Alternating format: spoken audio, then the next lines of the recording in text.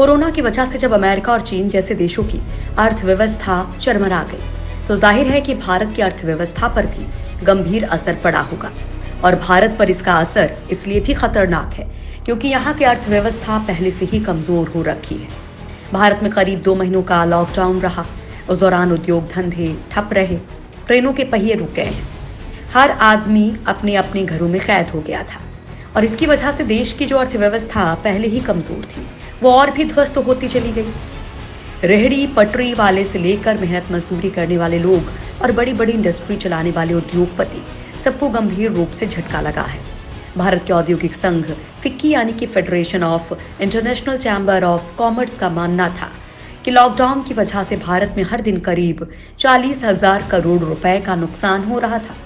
Corona काल में कमजोर हुई अर्थव्यवस्था दरअसल भारत और चीन के बीच सालाना 100 अरब डॉलर से भी ज्यादा का व्यापार होता है। हालांकि सीमा पर तनाव के चलते हाल के दिनों में इसमें करीब 7% की गिरावट आई है।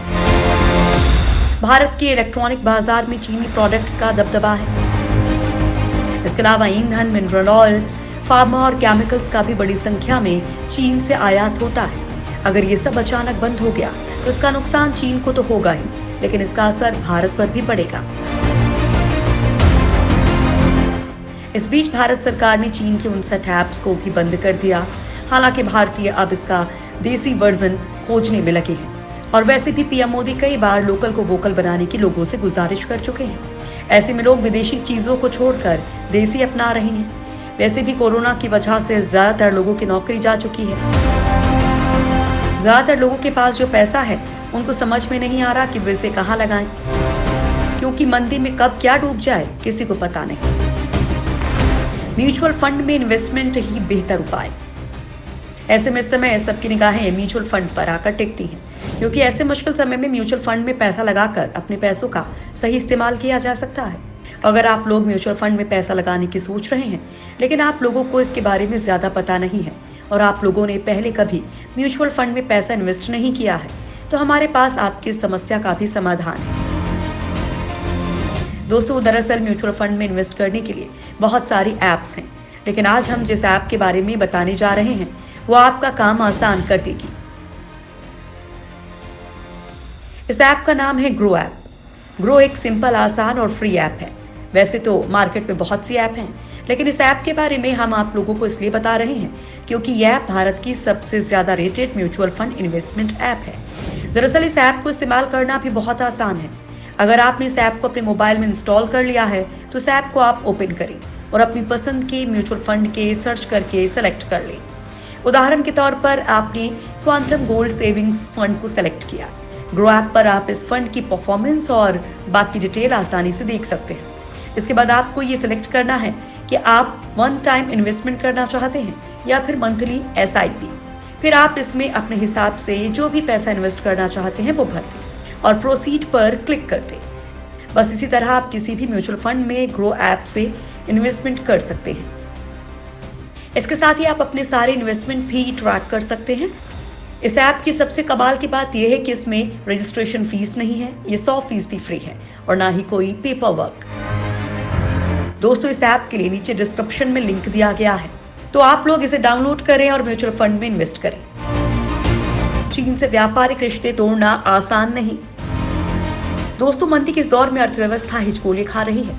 ऐसे समय में म्यूचुअल फंड में इन्वेस्ट करना ही सबसे सही रास्ता है, क्योंकि मंदी के इस दौर में लोगों की नौकरियां जा रही हैं, सरकार भी लोकल का नारा दे रही है। ऐसे में आप घर बैठे अपने मोबाइल के जरिए पैसा कमा सकते हैं। वैसे भी सरकार ने चीन के 59 ऐप्स को देश में बंद करके देश में लोकल को बढ़ावा देने का काम शुरू कर दिया है। चीन के साथ अगर इसी तरह से भारत सारे व्यापार खत्म कर देता है तो चीन को नुकसान उठाना ही पड़ेगा, लेकिन इसका असर आम लोगों पर भी होगा। भारत कारोबार खत्म कर चीन को करीब 75 अरब डॉलर का नुकसान पहुंचा सकता है। इसके लिए भारत को करीब 18 अरब डॉलर का नुकसान उठाना पड़ेगा, क्योंकि भारत चीन से जितना आयात करता है उसकी तुलना में उसे काफी कम निर्यात करता है। चीन के सरकारी आंकड़ों के मुताबिक 2019 में भारत और चीन का आपसी व्यापार 92.68 अरब डॉलर का था। इस कारोबारी साझेदारी में भारत का नुकसान 56.77 अरब डॉलर का रहा।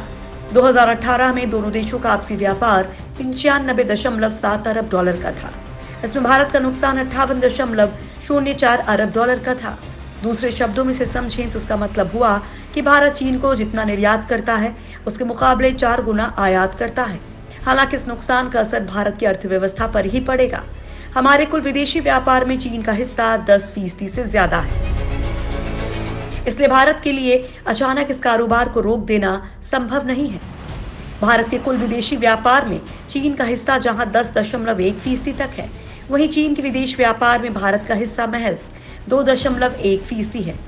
चीन से भारत को आयात होने वाली मुख्य वस्तुओं में इलेक्ट्रिक मशीनरी और equipment, reactors, boilers, machinery, mechanical appliances, organic chemicals और उर्वरक शामिल हैं।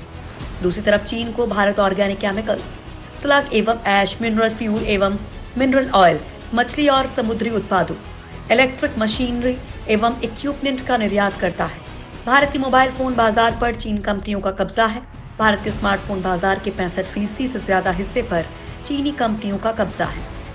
चीन की इस हिस्सेदारी को खत्म करने के लिए भारतीय कंपनियों को फिर से बढ़ावा देना होगा, तभी चीन के जाने की भरपाई हो सकेगी। तो दोस्तों, आपको ये वीडियो कैसा लगा हमें कमेंट करके जरूर बताइए। साथ ही आप अपनी कमाई में 4 चांद लगाने के लिए मेड इन इंडिया प्रोडक्ट्स को बढ़ावा देते हुए ग्रो ऐप को डाउनलोड कर लीजिए और इस ऐप के लिए नीचे डिस्क्रिप्शन में लिंक दिया हुआ है, तो आप लोग इसे डाउनलोड करें और म्यूचुअल फंड में इन्वेस्ट करें। धन्यवाद।